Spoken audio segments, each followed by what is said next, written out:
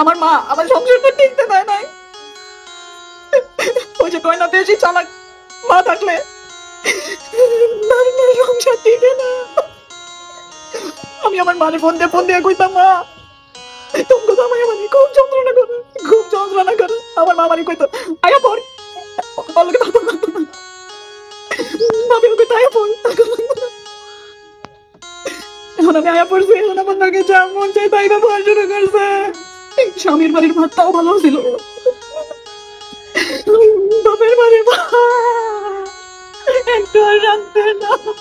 ওই বান্দি, কি কইলি তুই? কি কইলি? আমার লিগা তো সংসার টিকে নাই, আমার লিগা তো সংসার টিকে নাই। তুই তো সংসার করতে পারছ নাই, খালি তুই দিন পর পর কইছিস আইপড়ি আইপড়ি আইপড়ি, আমি যে আইপড় আইপড় আইপড়। এখন খালি কথা, আমি তো সংসার টিকে পারি না রে। তুই তো স্বামীর বাড়ির ভাত খাইতে পারছ নাই, তুই খাইতে পারছস না বাপের বাড়ির ভাত।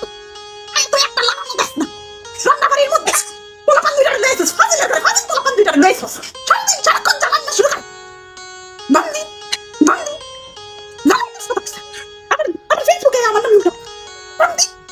আমার আছে কতগুলো কথা শুনতে মিলে রে। তুমি তো কইছিলাম মরতে, এখন আমার সন্তান কেন দেখতে পারে না, ভাই বোনও দেখতে পারে না রে।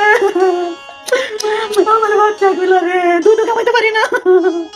স্বামী ভালো আছে না, স্বামীর বাড়ির বাড়ি ভালো আছে না, আমি বাঁচলাম না রে, আমি যাবো।